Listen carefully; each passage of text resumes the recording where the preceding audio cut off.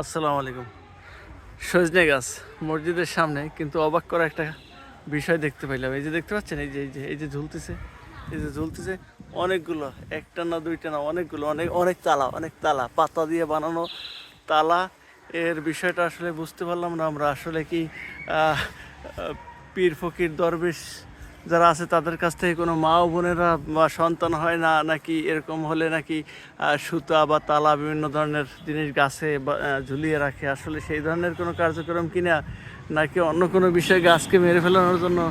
আর গাছকে মেরে ফেলানোর জন্য হলে এতগুলো তালা থাকার কথা না।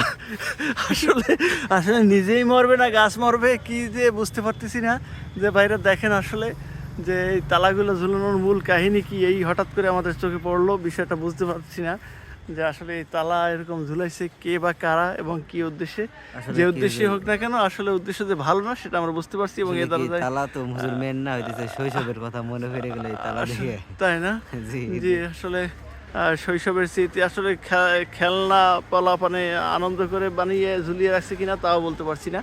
সঠিক বিষয়টা আসলে আমরা জানি না, কিন্তু হঠাৎ করে এগুলো দেখে আমরা অবাক হলাম, এটাই সত্য কথা। তবে যাই হোক না কেন, এগুলো আসলে তুচ্ছ বিষয়, আমরা এগুলো ভেঙে ফেলবো এখনই। জি।